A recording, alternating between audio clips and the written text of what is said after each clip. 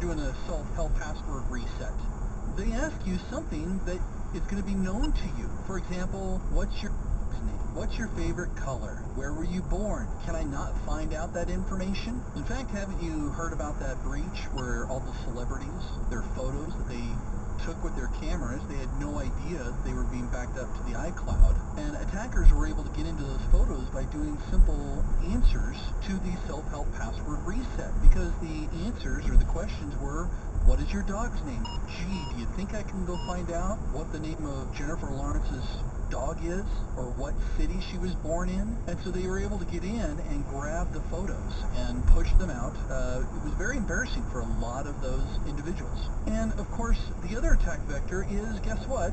The app itself. I mean, I always talk about what do we do with our phones today versus what we used to do 3 years ago. Can you believe I'm only saying 3 years ago? Well, when you go and download an app, do you download it just because it sounds cool, or do you understand who wrote the app? Or better yet, you go and search for the app and you see multiple versions of that app.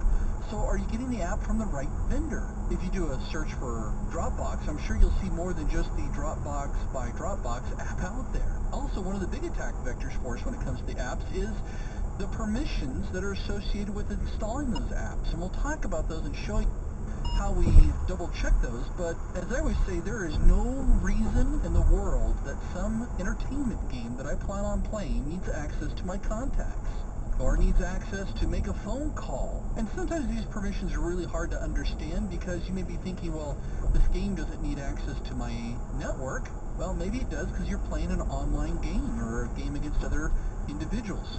Also, because computers and mobile devices run a little differently, we have what we refer to as sandboxing, and there are vulnerabilities in those sandboxes.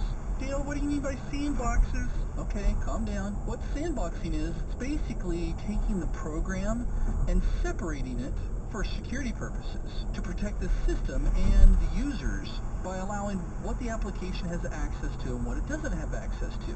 So for example, on computers, an application can access the system RAM, and it can access all of the RAM that's not protected. Hard drive information, it can access your system resources such as RAM, anything that's in RAM, as well as almost any file that's on the hard drive, except for some of the files that have been protected. With mobile devices, typically, each individual application is kind of given its own little virtualized world, but it's its own environment. So the application is restricted to only access only the things that you've given it permission to access. Well, the problem here is that some applications could be malicious and exploit loopholes or vulnerabilities of a sandbox and gain access to other